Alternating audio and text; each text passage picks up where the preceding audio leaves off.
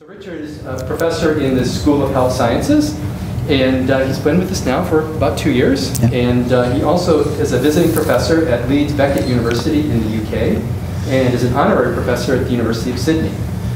So Richard's a leading researcher in the field of sport and physical education pedagogy, with an emphasis on situating learning with social and cultural context, and on the subjective, affective, and whole person nature of experience. He's highly regarded for his research on athlete-centered, inquiry-based coaching, such as the game sense approach for coaching team sports.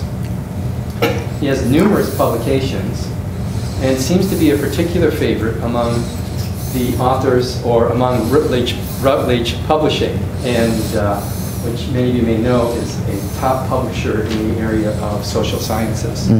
And some of Richard's recent textbook publications with Routledge: in 2013 he published the book Ethics in Youth Sport.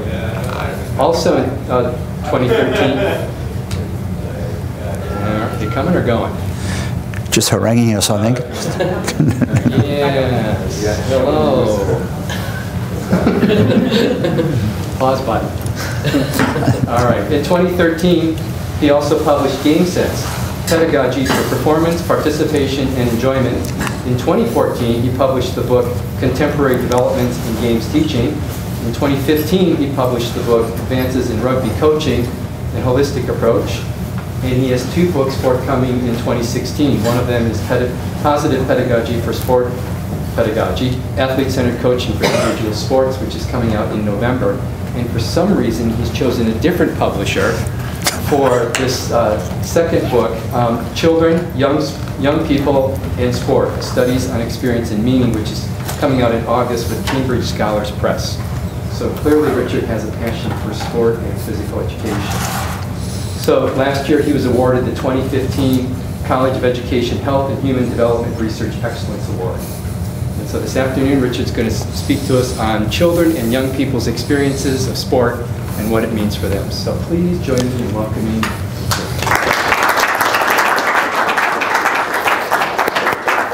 Thank you, Mike, and I'll actually answer your question about the book in a minute.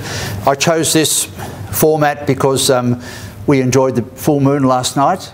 It was glorious, and I think one of the things for good health and well-being is awareness of what's around you, and so I'm doing this under the full moon. One gets it.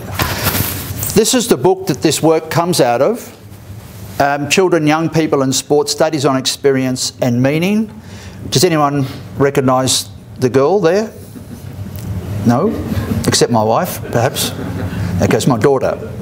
Some time ago, doing some mental preparation for, I think it was a 100-metre sprint at the state championships for schools. The book's about getting an inside view, understanding how children feel. I'll talk about that more in detail later.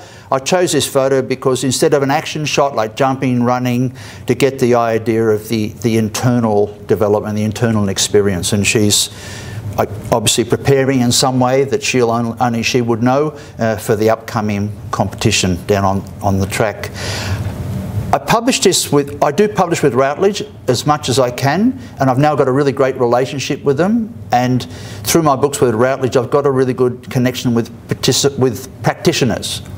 And I get emails from time to time from practitioners and say, thanks for your work, it makes a lot of sense to us, and so on. So that's a big advantage, I think, of the area that I work in sport and coaching and physical education, is that we need to be theoretical to take it up.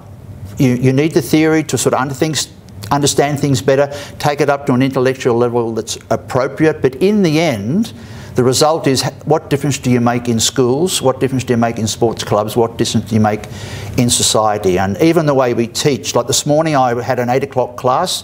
I think Jenny, I've done something to offend her because she's given me 3 8 o'clock starts this week.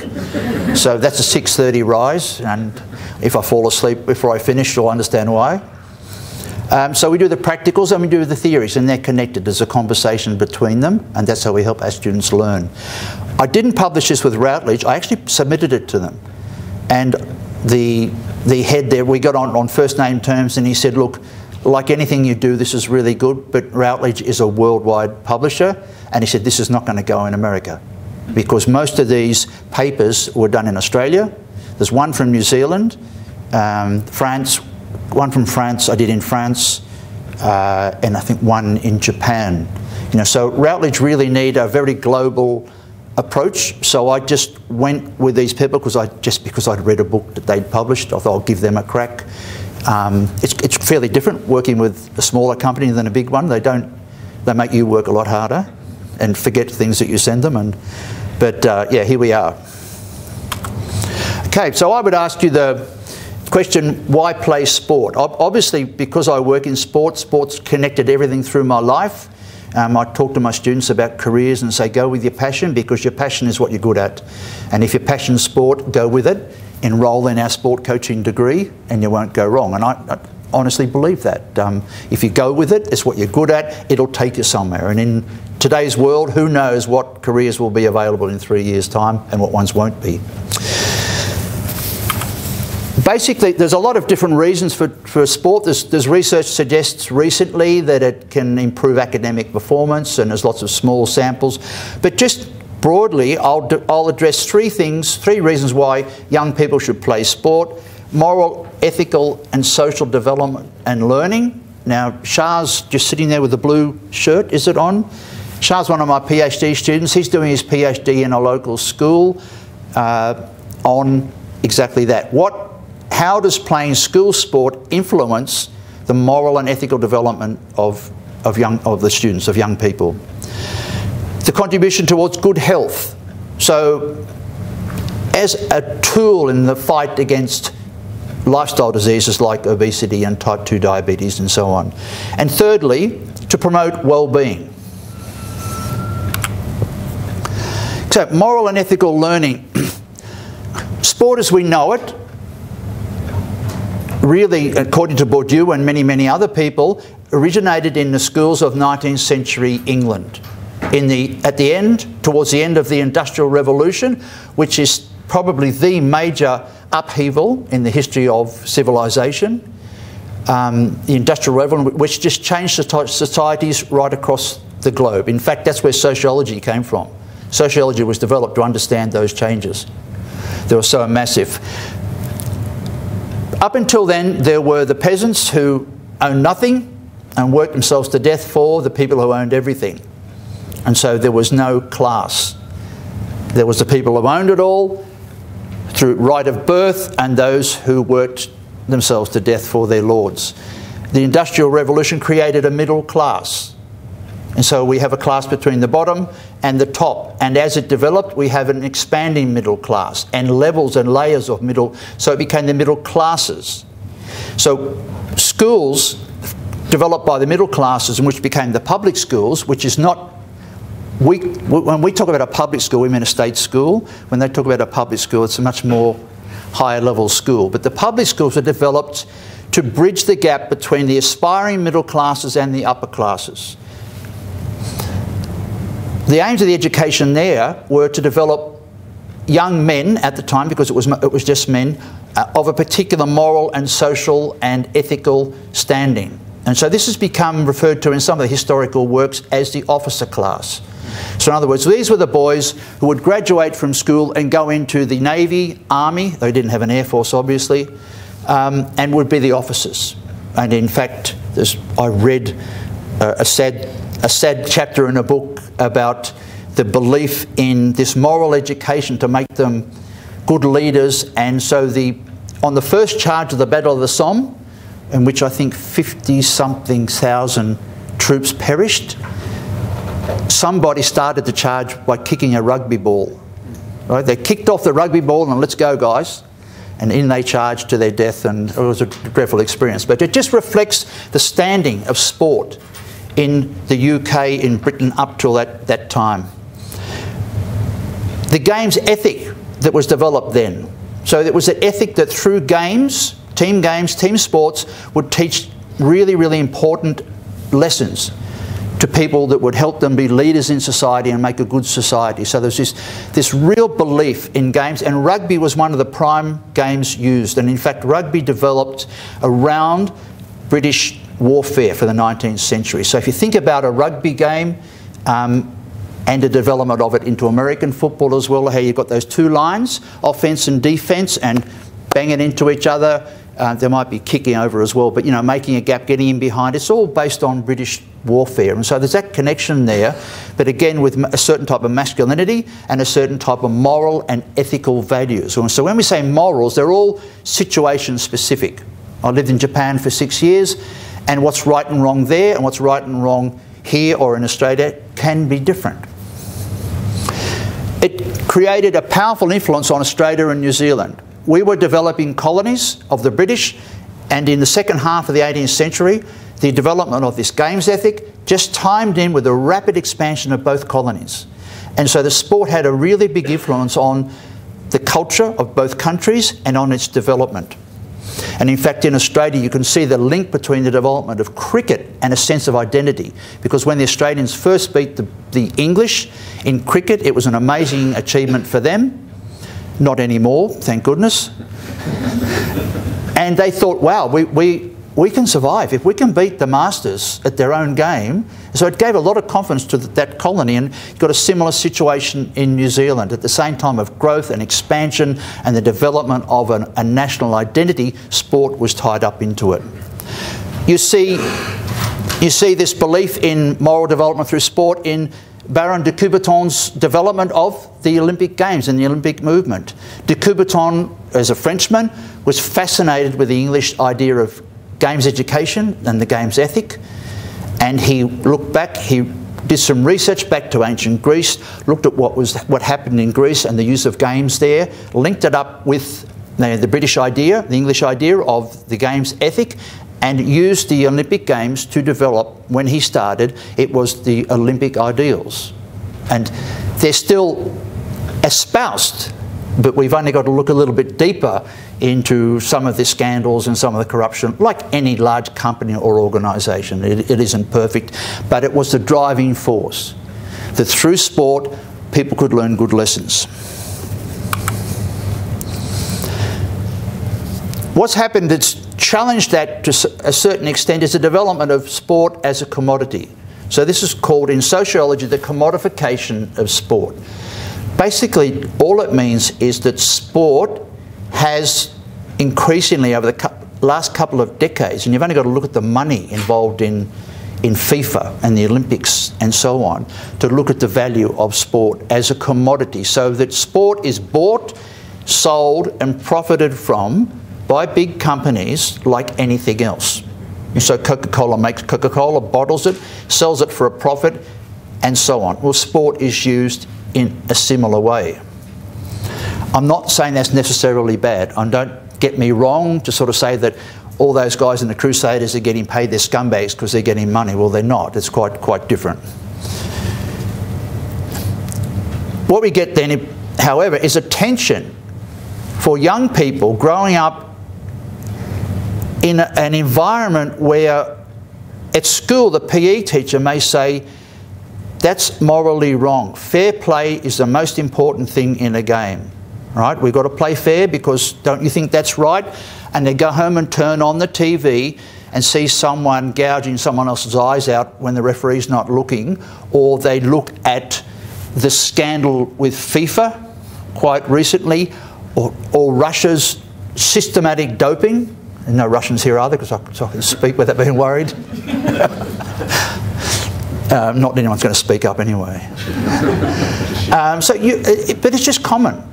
When I gave a What If lecture a while ago, I was talking about a similar issue there, and I had a pamphlet in the car, and my daughter Amy's in second year, and she said, "Who's that guy?" I said, "That's Lance Armstrong." And she said, "Oh yeah." I said, "He's the guy that cheated and everything." She said, "Well, did he kill anyone?" I said, "No." And she said, "Did he rape anyone?" No. I said, "Well, what's the problem?" And so it got me to thinking, and I actually talked about in my What If lecture about how we hold sport up to such high values. So realistically, we know that kids can learn bad things through sport. We know that bad things can happen. We know there's rampant corruption in certain organisations. But look elsewhere and tell me that it's any different. So for kids, my interest here is how these things, you've got this tension between what they should do and what they see and their learning. And plus, Also understanding that what we learn, all of us, most of what we learn, we don't know we know, because we learn implicitly. We don't learn through conscious processing.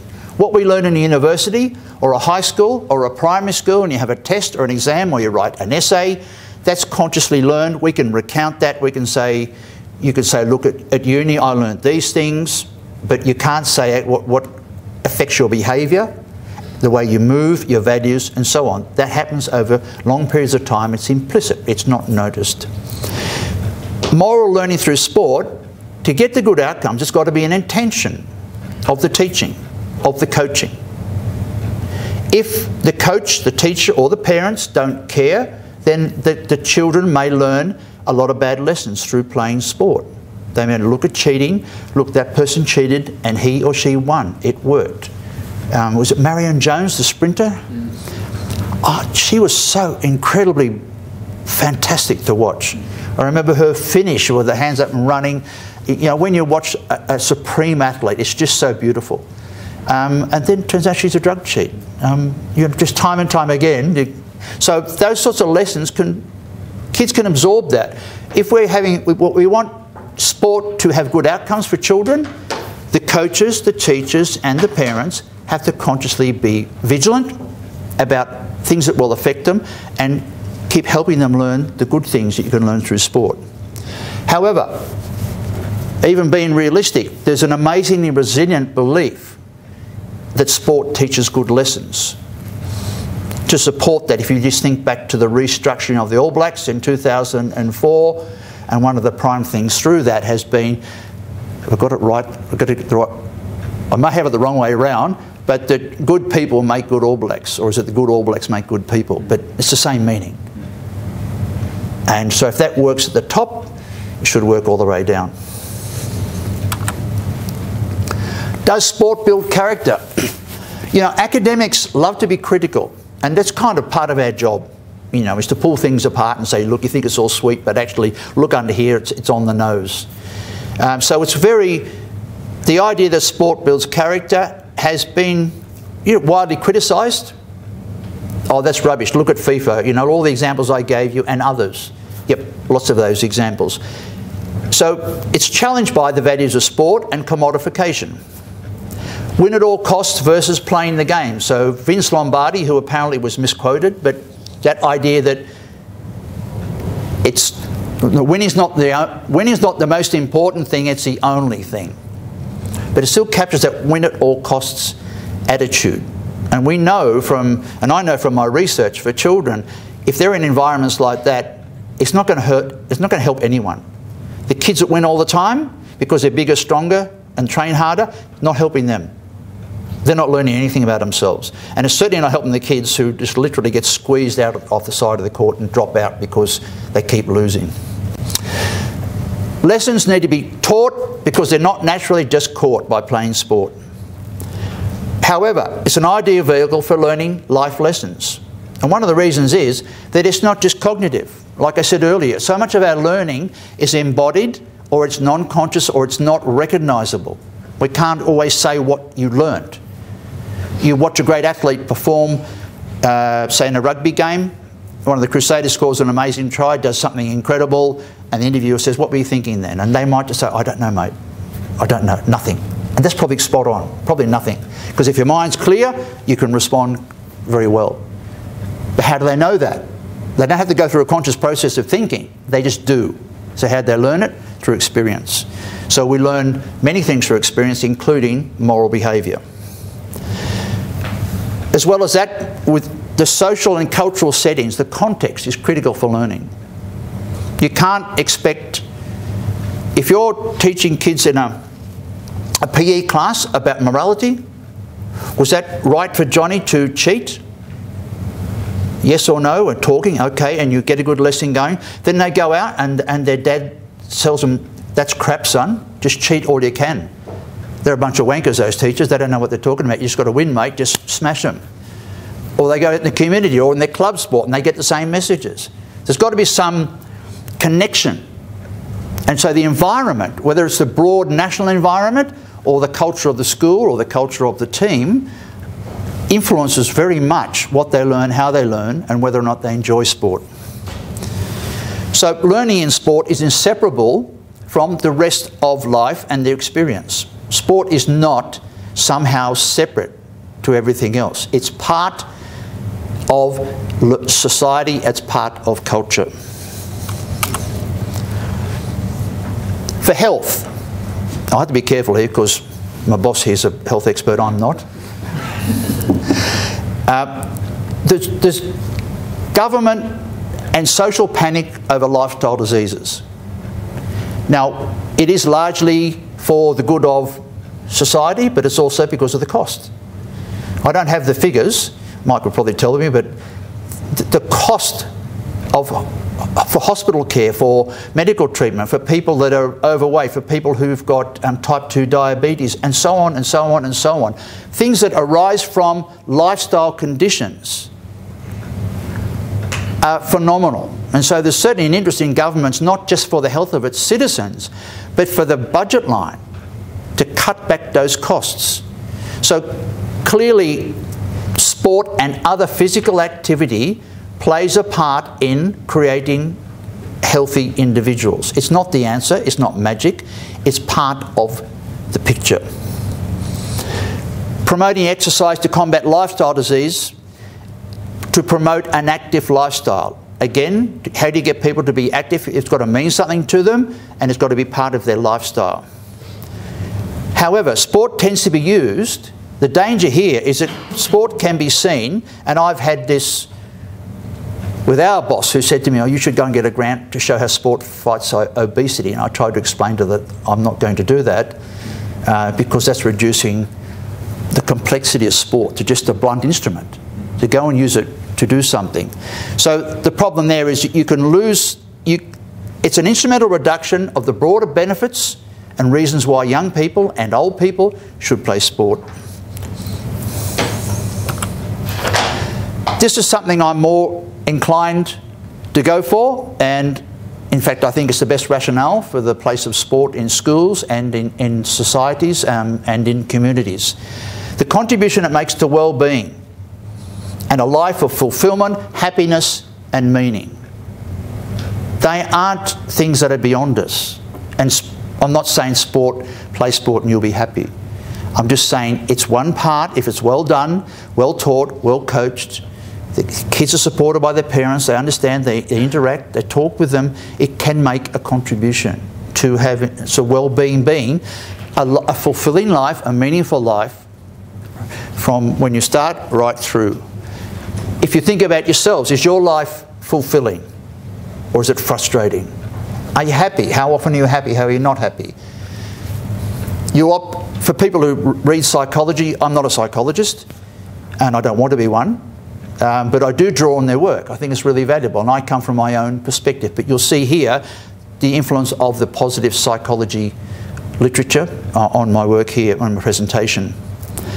Wellbeing is a more holistic concept, so it's not just health, and it's not just mental health or physical health. It's the whole person. Sport can contribute to long-term well-being. And I also would say that pleasure and happiness are adequate enough justification for children to play sport in schools and in community settings. Is there a problem with the fact that they just like it? And you think of my daughter's in second year, you know, her last couple of years at school, they're under a lot of pressure for performance, to get a good score, to get into a good uni and everything else. And I think they really need something where they can get lost, get away from that pressure, enjoy it and just feel good about themselves and happy. So for me, I think, you know, not saying, oh look, it'll stop you getting fat or it'll stop you getting heart disease or anything else. Are you enjoying yourselves? And if that was our focus, I think our kids would be a lot happier. Sport's essentially essentially social. Even a sport like swimming. You look at swimmers at a training session, they're divided by lanes, they're 10 seconds apart when they leave, they push off the wall, they go up and down, and that looks like a lonely life. And with swimming coaches, they often don't talk to the swimmers much. So it's on the whiteboard, you know, so you might be the swimmers and I write up on the whiteboard, here's the session, you got it, off you go. And up and down. Now, it looks pretty lonely, it doesn't look very social to anyone. But when it's in a club, and all swimming's done in a club, it's a social activity. You build social networks. The studies I've done show children, their social networks overlap between school and the sports club, or school and their, if it's swimming, if I stick with the swimming, their squad. But also when they go and compete against other clubs, the kids they see all the time, they have more networks there. And positive psychology tells us that having networks that we're involved in and that in which we're respected and we respect other people will make us happy. Relationships, essential to participation in sport. I did a study on, in a primary school in Sydney on the use of game sense to teach cricket to a Year 6 class. So the school had 2 Year 6 classes. One was the academically good kids and the other was the others. So the non-achievers. So you're already up against it because they've already got that image that, well, we're losers, who cares? Teaching girls cricket is another massive challenge. But the results of the study, they liked it, but what they liked the most was the fact that they got to know each other, that they built relationships with people they hadn't known in their class up until that time. So the relationships aspect is quite important. I'll touch on that more further through the presentation, but not just with their peers, with their coaches. And if they're in a club like a surf club, with Junior Surf Lifesaving, the parents, the helpers, they help the younger kids, they learn from the older kids. All those relationships contribute towards a good state of well-being. Just quickly, put your hand up if you're a psychologist or if you're sort of, you know, oh, you have to leave, I'm sorry, you too. So you'd be familiar with Seligman's PERMA model. Again, I'm not a psychologist, so don't quiz me later about any details. But I've been writing a chapter for a book on positive psychology because I've used it in my pedagogical approach. And by doing that and going back over this stuff, I actually realised that, like right in front of me, I know it's come from a psychological perspective, I'm kind of more of a sociologist, you know, so, but there shouldn't be that problem between them, was that it actually offers a really good way of looking at how sport might be run to help kids enjoy it and be good. So Seligman suggests that for well-being to develop, these things need to be present. One is positive emotion. So you feel good. If you all clap at the end, I'm going to feel good about this. You know, so I'll come after it and at least my wife will tell me that was great, you were fantastic, you know. And I'll feel good about myself. So that's good to feel good. We should help other people feel good as well. Fun, joy. Their responses to kids with good coaching. It was fun. I had a class this morning, first years, and we did a game called N-ball. And we played around with rugby balls and netballs, everything else. And they had a ball, every one of them. Fun, enjoyment's really important. Delight, satisfaction. They're all common reasons in the literature and in my work for kids to keep going and playing. Why do I like it? Even kids, swimmers and swimmers' parents, up at 4 in the morning, you know, drive them across the other side of town, sit there and watch them up and down the pool, go back, have a shower, they go to school, study, do their homework, and maybe if they're really good swimmers, they've got another session after school. It's a tough life. It's a really tough life, you know, so they need some joy and reasons for keep going. And some of the interviews I've done with kids that have told me what swimming meant to them, why they kept going, they stopped me in my tracks. You just think, wow, I feel like clapping you. Engagement. Now, the psychological meaning of engagement is a little bit different to me, to what I use. Mine's more of a sort of educational perspective. They're not at odds with each other, they're just slightly different perspectives. So it's investment. So you invest not just psychologically, but you invest emotionally in what you're doing. You get into it. You get into it to an extent that you experience a state of flow, where you lose yourself in the activity. You have pride in your achievement. You're not just doing it because the coach or the teacher said to. You're doing it because you're into it, you want to do well, and you're happy with your performance. Much more than just a cognitive engagement. So it's a full engagement in the activity.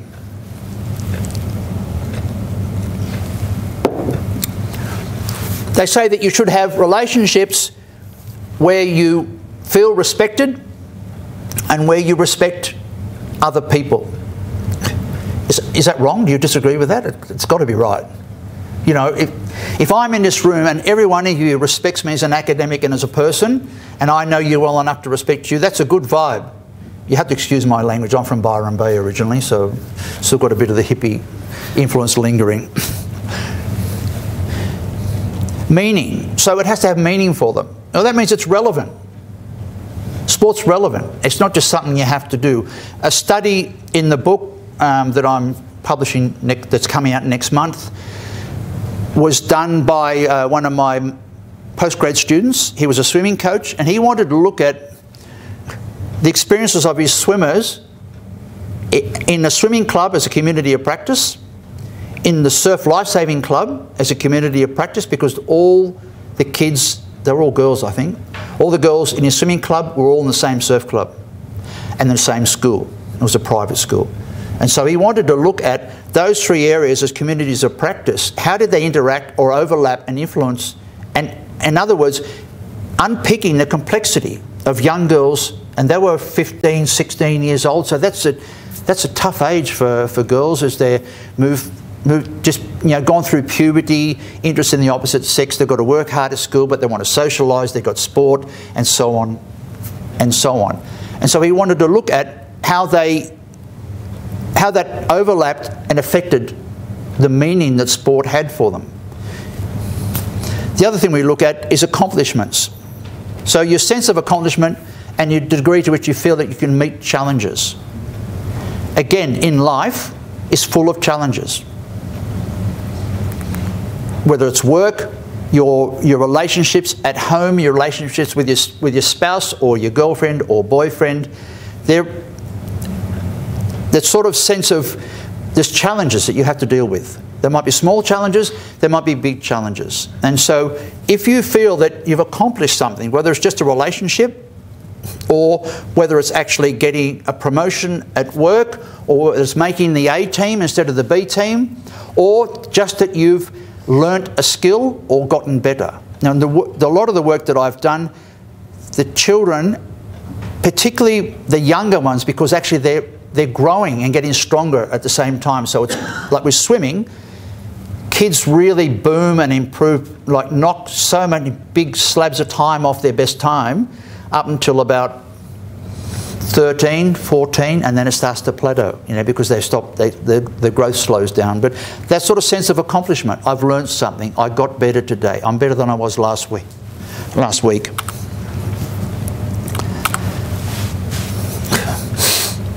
Okay, the studies I do in the book, most are on my own, some are with other people, a couple with postgrad students.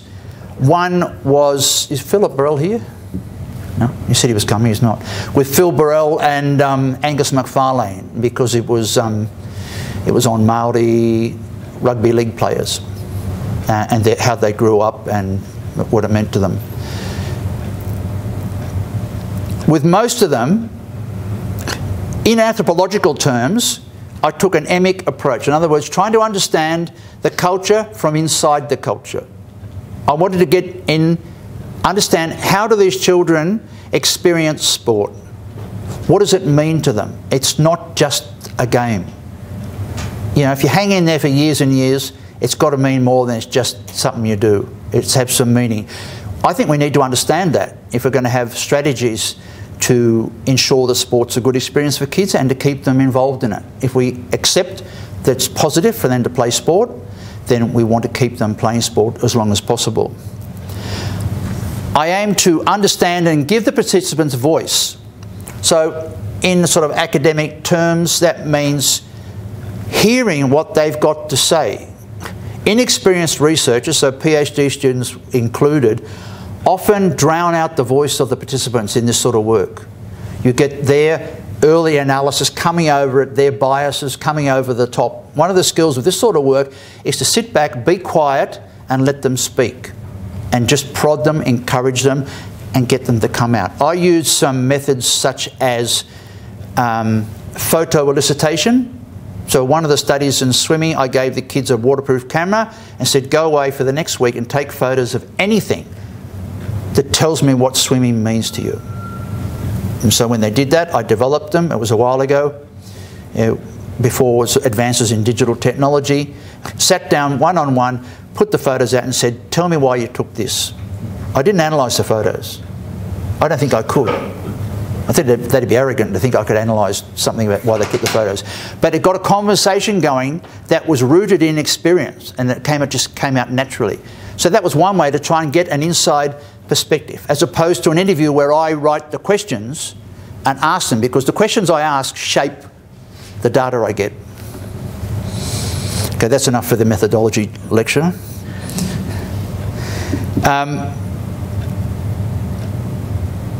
Some of the studies I did across different cultural settings. I was an invited professor in France, and I did a study there at the local pool for 3 months. And I had a colleague in Germany who I went over to see, and he did the same study in Heidelberg, and I had done the study in Sydney. So I had a study with Sydney, Besançon in France, and Heidelberg. And they were all case studies, but enabled us to sort of deal with some of the challenges of case studies, which are learning a hell of a lot about that site, but not really being in a position to generalise from it. It's not actually even the aim. Studies in Japan, recently, and a fair while ago as well. And studies with, at the moment I'm involved in a very large study on Indigenous sport in Australia. So we've got 8 former AFL players and 8 former NRL all Aboriginal. And we've been getting them to tell their stories from the 4 or 5 years old, when they first started sort of playing sport, right up to making that level of the elite level. So for AFL and NRL, that's the top. How did they get there? That's a culture that's foreign to me. I'm not Aboriginal, you know. So my collaborator is Indigenous, and that's very helpful.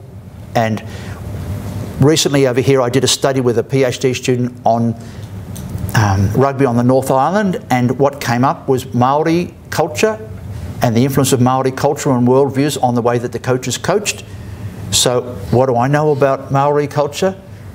Almost zero. So I just contacted Angus and Phil, and it wasn't Phil, it was Angus and another PhD student, got them to come on board, help me with the analysis, and we've just submitted a publication with the 4 authors on it. You know, so again, getting to understand from the inside, you need some sorts of connections.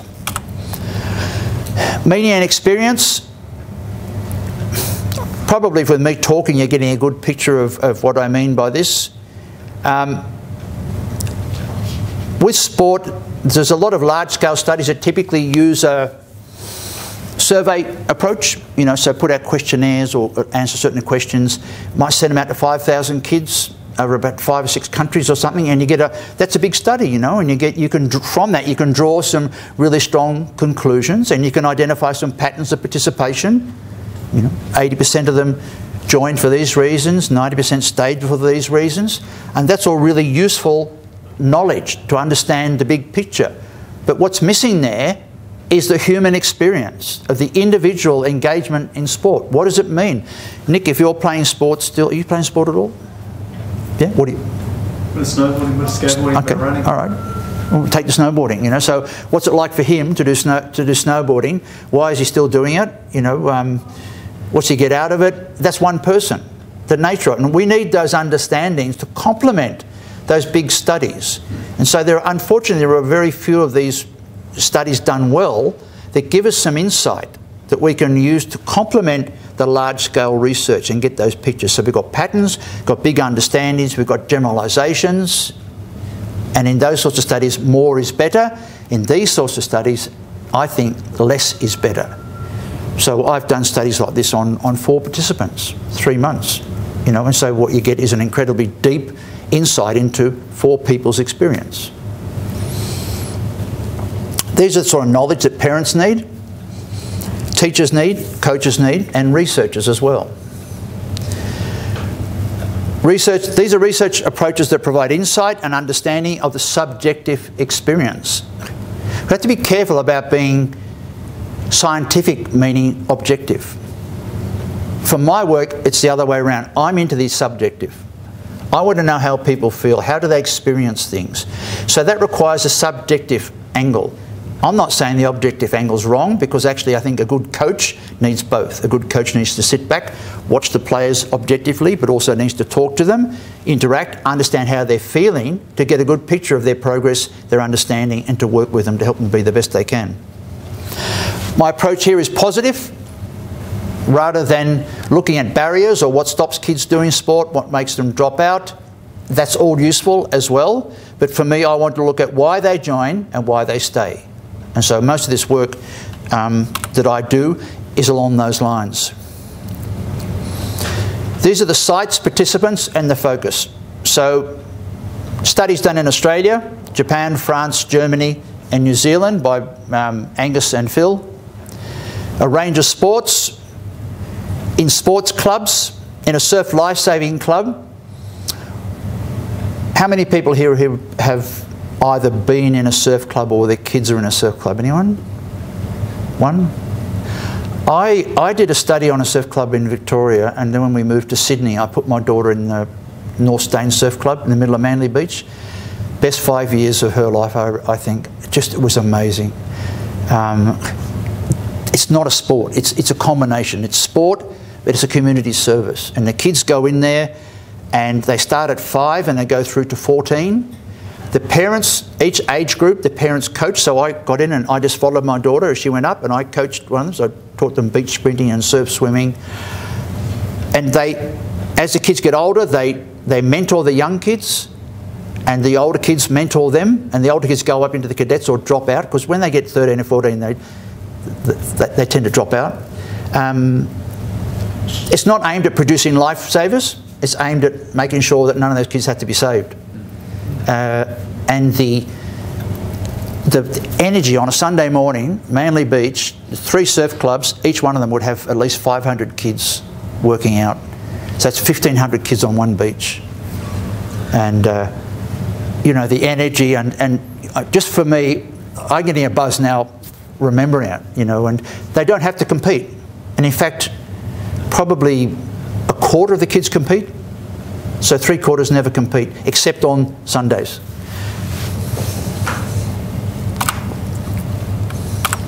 Okay, themes that came up through the studies were interaction and the social nature of club sport.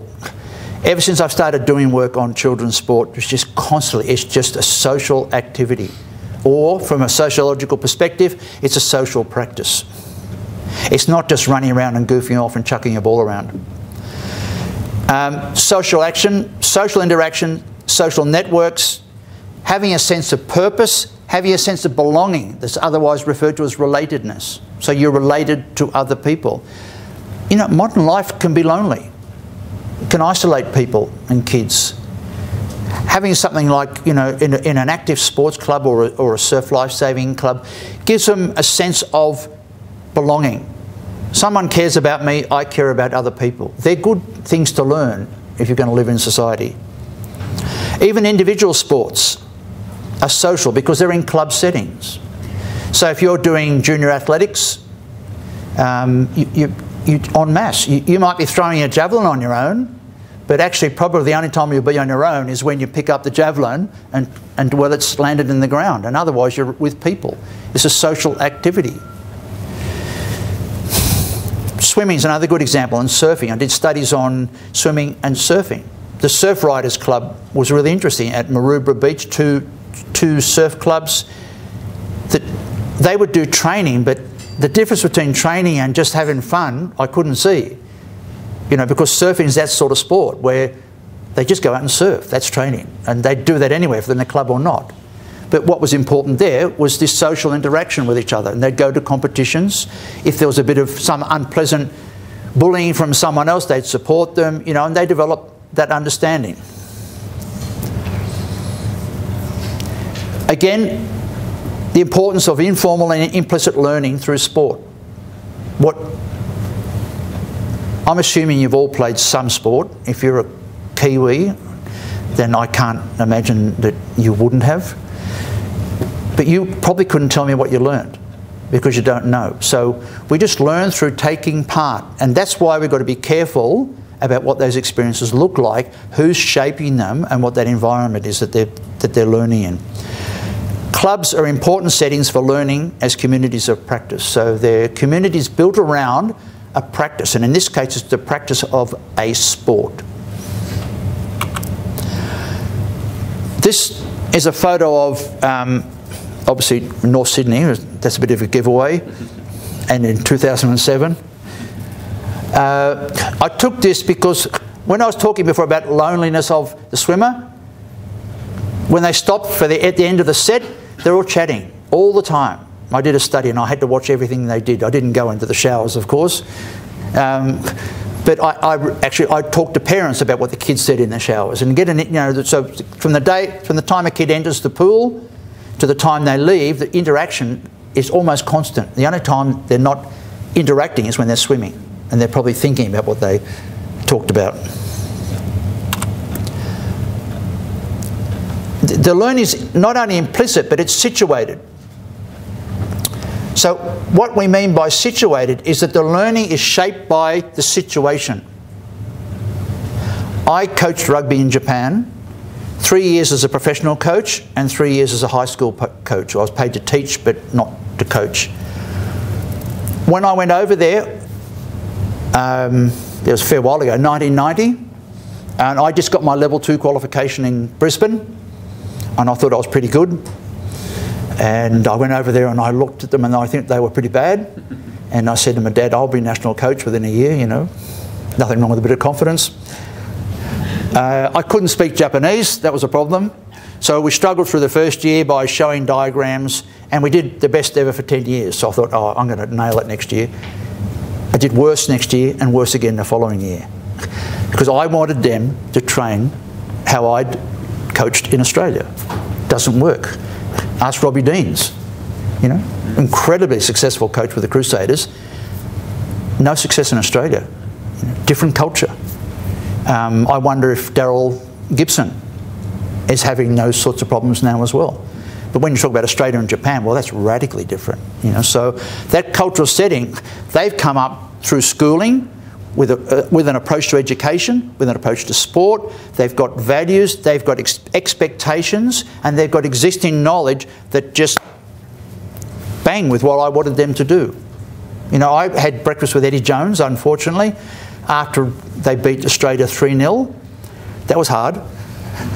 At Coogee, Eddie's a friend of mine, and he said to me, look, Richard, a good coach has got to be culturally aware and culturally sensitive. Now, he's coached Australia, Japan, South Africa to a World Cup win, Australia to a World Cup final, Japan to an amazing victory over South Africa in the World Cup, and he's now coaching England, and they got humiliated last year in the World Cup. Look at them now. They'll be a worry for the All Blacks in a year or two.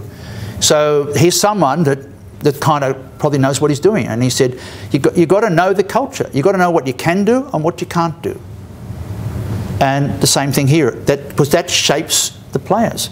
You might think, oh, English players wouldn't be any different to Aussies or Kiwis. They are. They're different.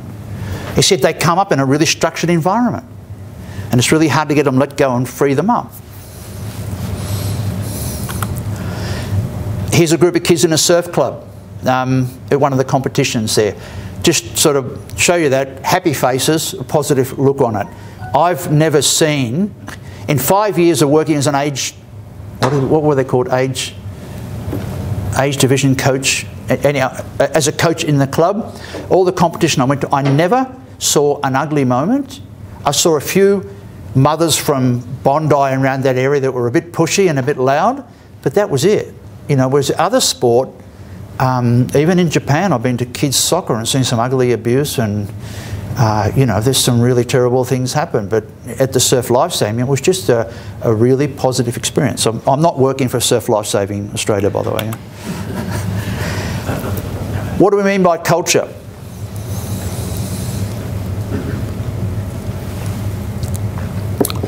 I've drawn Clifford Geertz's work as an anthropologist, probably one of the best known. A way of thinking, feeling and believing. So we have a culture. We aren't born with those cultural attributes.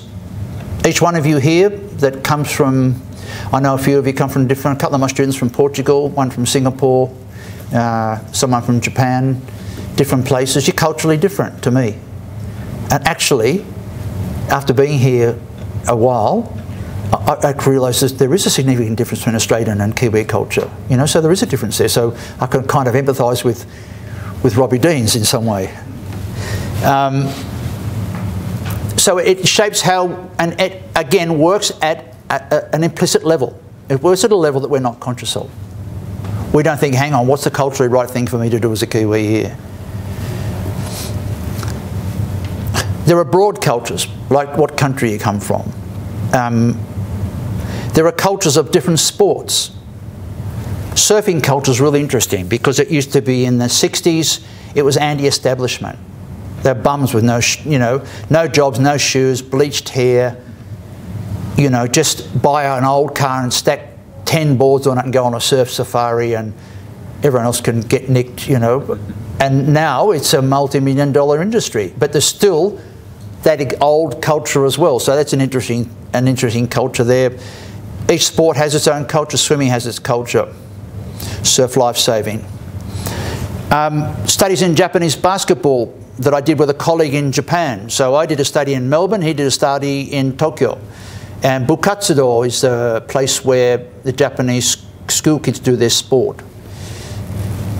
And our study there, part of the understanding of why it was quite different was that actually underpinning education in Japan is a hidden curriculum of cultural learning. That's the advantage of an outsider as an objective viewer, is to be able to spot that and to read and cover, and then go and work with your partner and say, what do you think? And they might go, yeah, could have a point, you know. So that cultural difference allows you to see the influence of culture on young people's learning and experience. The Indigenous AFL and NRL players, culturally just really different. My interviews, I did the AFL players and my colleague did the NRL because I used to be based in Melbourne and I still go back regularly to follow this research through. It was just a great experience to listen to their stories and listen to the ways and find out and discover how their culture of Aboriginal culture has shaped their expertise. They're renowned for creativity, anticipation, game sense and all these other things, and when you look at the way they've learnt to play through informal games and so on, within that culture that's different to white culture. And I think same thing with Angus's study with his, I forgot his PhD student who he worked with, on Māori rugby league as well. And when I talked to Eddie Jones, he said he thinks one reason New Zealand's a lot better, for just one reason, a lot better than Australia, is the fact that they've long recognised that at least half their team's Māori or Islander. And so he said you can't use the old-fashioned structured skill drill with Islanders and Māori. He said they won't do it. And he said, but in Australia, we've got nearly as many Islanders and Aboriginals in the team, but we haven't adapted. You know? So that was just his opinion, but the point I'm making is culture is a really significant difference. Okay, so I'm suggesting that the work that I've done shows how sport can contribute to well-being for young people. So I drew on Dinah's work here. He says there are four things needed for people to be happy and have experienced well-being and lifelong satisfaction. Having supportive social networks in which we're respected and respect others. So I covered that earlier, and I would say with the clubs that I've looked at, that's a very strong theme. That they provided networks within the club, with those clubs and other clubs and back to school for these kids. The more friends you got, the more interaction you've got, the happier you are. My father died just before I came over here, in 90 he was, and he was always a very gregarious man, but I sort of saw him and other people his age isolated because you know, getting old, you've got a physiological change, but actually I think one of the most damaging things, and he ended up with dementia, is the lack of interaction. The social networks are gone. You retire from work if you don't replace that with something else. And I said to him, why don't you go and see your mates? He said, oh, they're all dead. You know, I said, sorry, you know, but, you know, the importance of social networks. You know, you're all, some of you are very young, and no one here's really that elderly. You know, so we're all working actively. We've got networks. We meet people, even people we don't like. It's still interaction, you know. But those sort of social networks, where you're respected and you respect them, are important. For the children, it was just as important. You need to have long-term goals that you work toward achieving and that you can plot your progress toward. Now, for adults, that's easier. You can say, look, Nick, you might give up your job and decide to be an academic and start off as an associate lecturer or something and say, you know, in 15 years' time, I'm going to be professor. And you work toward it. And when you get there, you go, wow, I did it. What's next? I remember myself, I was a bit of a loser as a kid. I got expelled from high school. My father was the English master, so he got me reinstated. I failed my first year at uni because I was captain of the first 15 in first year. That's not a good thing to do. You know, so I had a checkered career to get here. But it wasn't until I started karate that I actually started to focus, because in karate, in Western settings anyway, you have coloured belts. So I got a white belt. So I'm out there working out. I want to be a yellow belt, you know. I got a yellow belt. I want to be a green belt. Before I know, I got a black belt. Great. All right, what's next? Well, it's only your first dan. And then as you train and become through, I just learnt that I set goals, work hard, get there. I think for me in my life, that changed me. That's just my experience. But the point being, having clear goals and steps you can go toward, and it wasn't long before I was going, oh, I could be a black belt one day. So I got the 5th dan in Japan and came back and did a PhD, and that was just overwhelming. So, but it changed me as a person. So those goals you've got to work toward. For the kids, young kids don't have long-term goals. They don't. Some of them don't think beyond next week or even tomorrow. But the older ones did, and the ones in the higher level sport, they did. The girls with the basketball in Melbourne, all of them but one were going to go to the US, and they were actually academically good kids.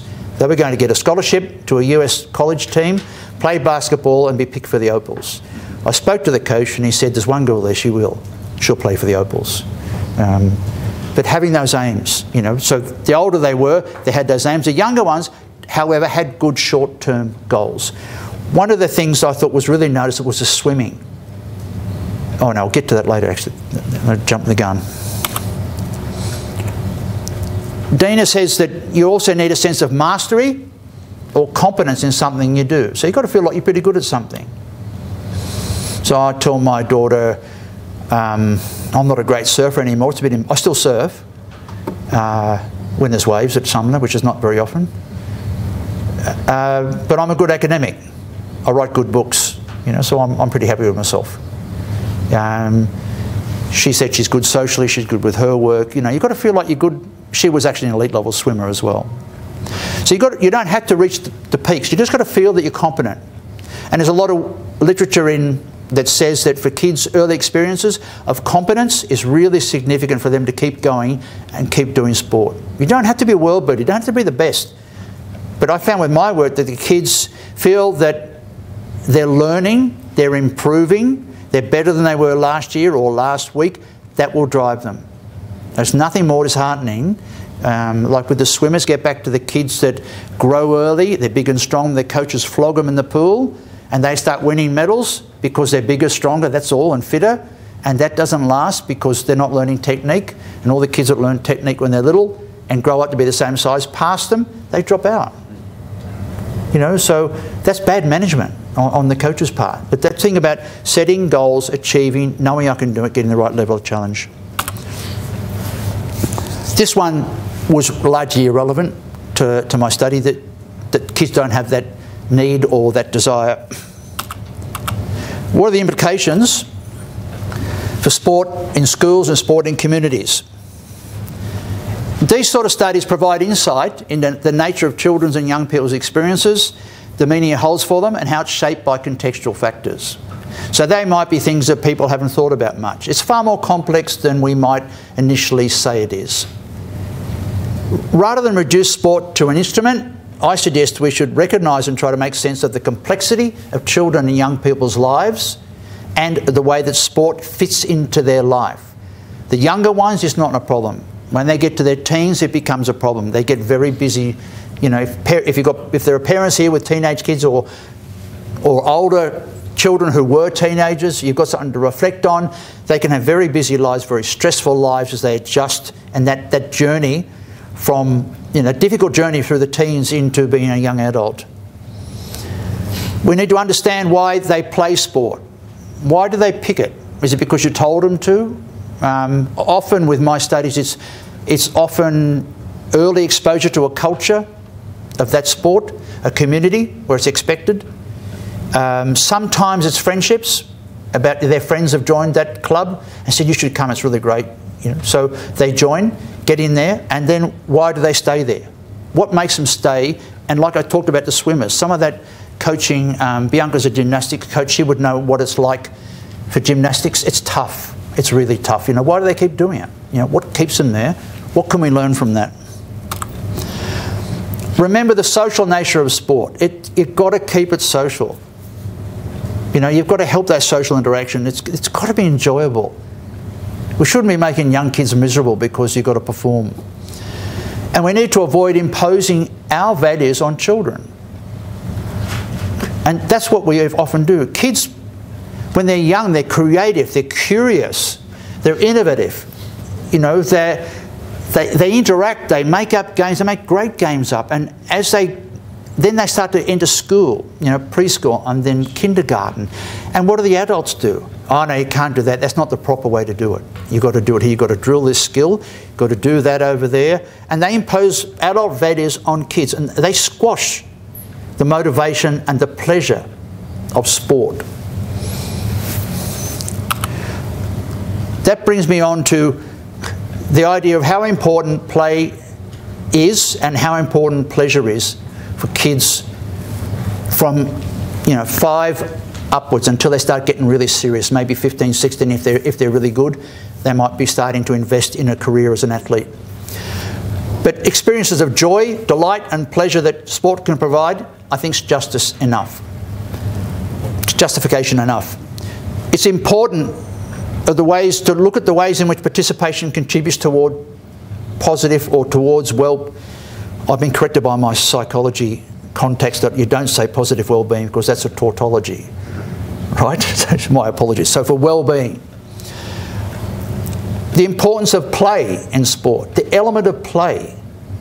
I was teaching this morning from 8 till 9 and we got this great game going on the basketball court and I was watching it and I was green with envy.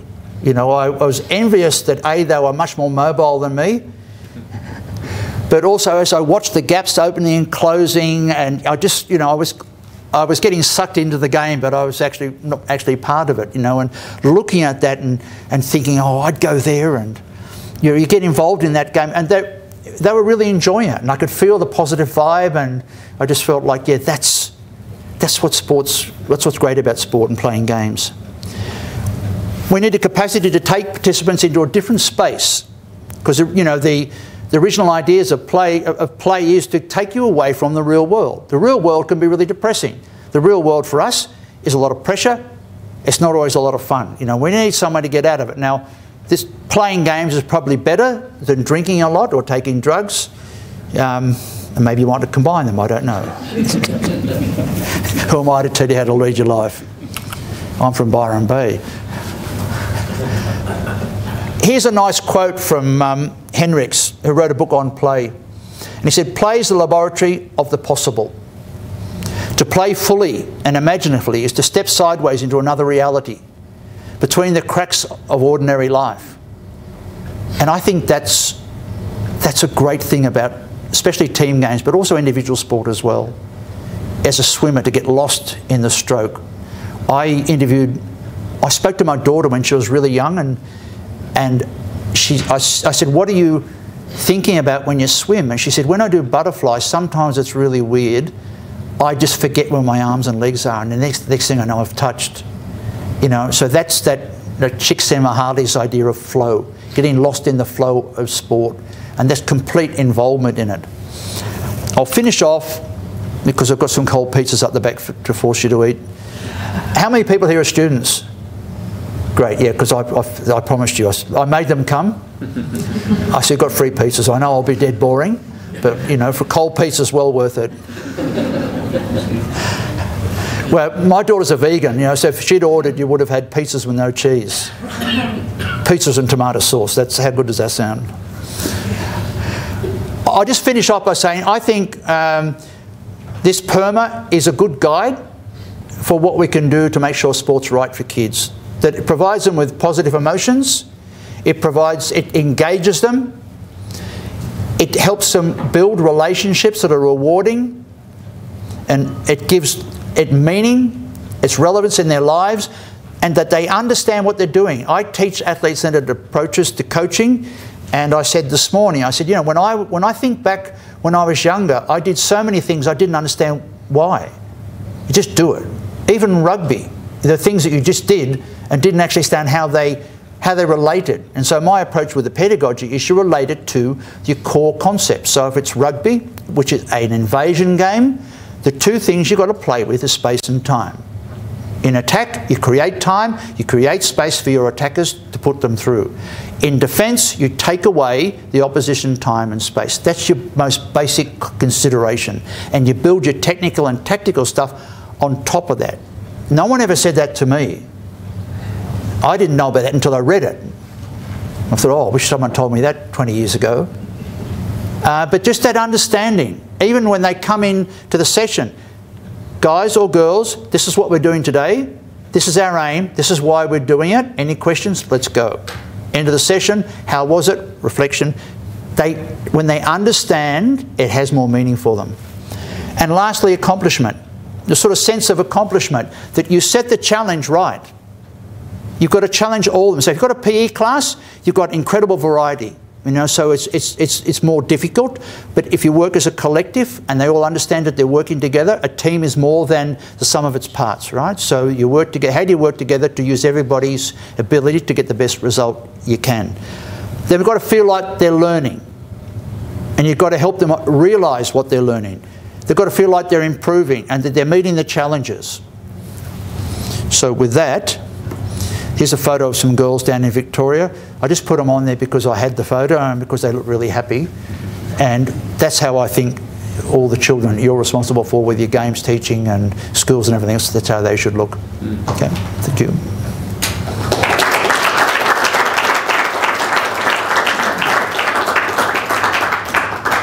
Thanks, Richard. That was really engaging. I think the time has just flown by. Can you take a couple questions? Absolutely, absolutely. Yeah. I'm sorry I took so long, actually. No. So, any questions? Yeah. Oh, there's people in the room. Oh my God! I take it back. I enjoy that concept of well-being, the PERMA concept. What's really interesting to me, I think, is that you've put a lot of emphasis on clubs and formalities. One of the difficulties, I think, is that people often now in the modern world associate sport with set programs, etc. And I think one of the great values of reaching that PERMA state is the ability to get outside that and play yourself. Play in the park, in the backyard, every lunchtime at school. And if you watch skateboarders or BMX kids, they create that environment themselves with our club. Exactly those sorts of principles are created informally. I think we're losing very rapidly the ability to get outside formal programs that let kids play. I absolutely agree with you. The study we've done with the Aboriginal players in Australia, the AFL stuff, it's amazing. Most of them learnt in communities like Northern Territory particularly, because what happens is they develop up there and they bring them down to Adelaide and Melbourne. Most of them can't handle the change and go back again, but the ones who survive make legions of themselves, so people expect all this sort of really creative play from them. But they all learnt in this study, every one of them. Even one was from Western Sydney with no Indigenous friends, and another one was from the northern suburbs in Melbourne, no Indigenous friends. he told me that he learnt to run fast by running away from the police, you know. So he's in with a bad group. But these guys have all learnt from really little age to 12, just informal games, no one interfering, playing with their brothers, playing with their mates. One of them told me he just plays on his own, you know, and one guy, I can't say their names because of anonymity, they're all quite well-known players. One guy was a basketballer from Adelaide, and he moved to the country, and his older brother's actually one of the most famous Indigenous players in the AFL in Australia, and he said he was playing games where he mixed basketball and his footy together, and so they all played it on the court, and they played some game where you had to score goals by kicking the footy into the goal. Another guy told me, he said, we often didn't have a football. And actually I've heard Bob Dwyer, who coached the Wallabies to their first World Cup win a long time ago, he told me a similar story. He said, we learnt with muck around games. He said, Australia used to be creative. He said, now they're putting it all through academies and it's killing the creativity. Greg Chappell, I knew quite well in Melbourne, same thing. He said the same thing. Bowlers now, batsmen, they can't adapt. Go to India, they get bowled over, you know, because they can't. He said, we're just pumping them out. It's a cookie cutter process. But these guys, the Aboriginal guys, one of them said, we didn't have a ball, so we'd get a water bottle, screw the top up, leave it out in the sun, because the sun's pretty strong in the Northern Territory, and get it just the right hardness, and we'd play with that. And he said, we learned to kick it properly, because if you kicked it the wrong way, it really hurt your feet.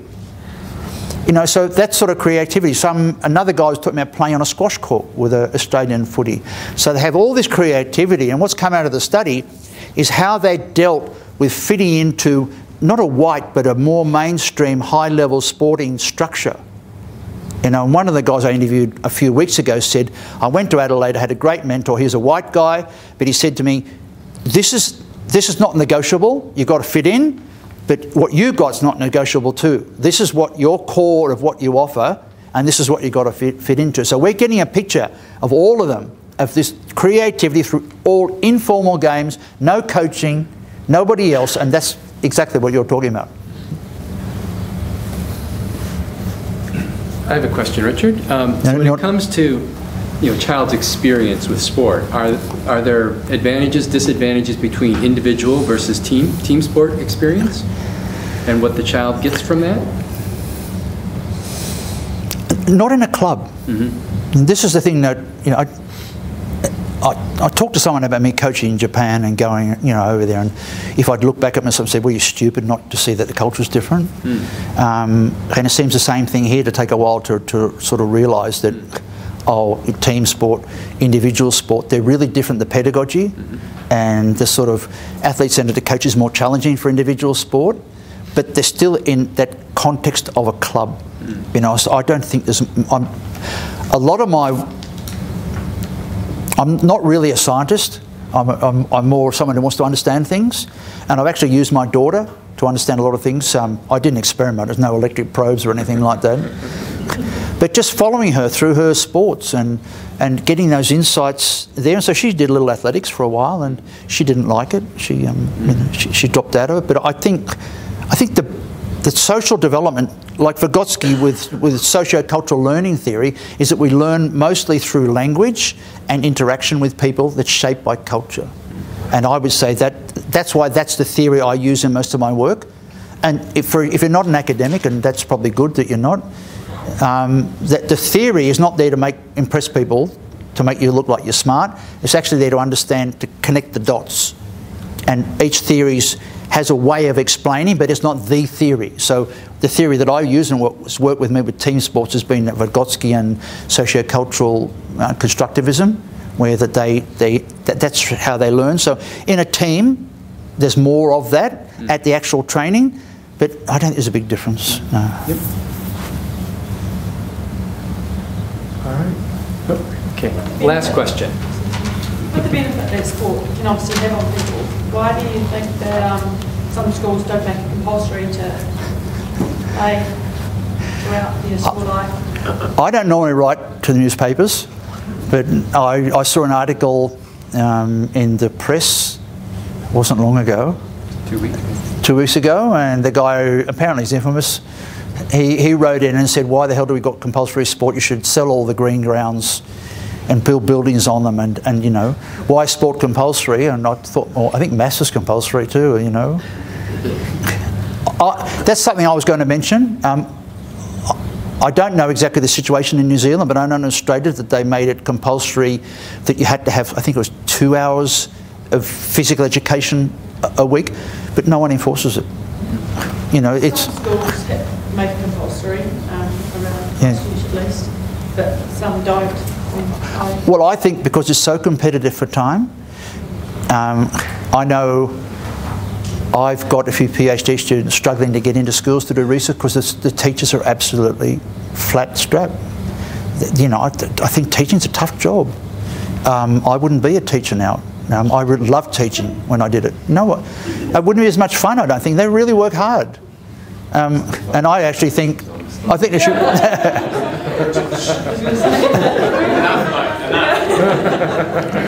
Sorry. In a college of teacher education, I got the sack. You know. But I love teaching, and I'm a really good teacher, and I enjoy it. I think the real reason is just time and the pressure to get results academically, and academic achievement is still valued far more than any. You know, if you got an A+ in physical education, go, yeah, and. People say to me, "You got a PhD? What in?" I say, "Mine's in actually sports sociology." They go, "Sport." That's the end of the conversation, you know. Jenny, she's the program coordinator. She's not here, so I'll give her a hard time. She's got a PhD in theoretical physics from Oxford University, and she went there on a scholarship, a Commonwealth scholarship, you know. So if they said to her, "What's your PhD in?" and she'd talk, "Oh wow," and they just talk about that, you know, because the assumption is sports for dummies. You know, and because we do dumb it down, but you know, I'm just saying here that a lot of the stuff we do, you need to realise the intelligence you need to play sport well, but it's a different type of intelligence, and these sorts of benefits, unfortunately, you know, don't carry enough sway with governments, I guess, or principals. Any principals here?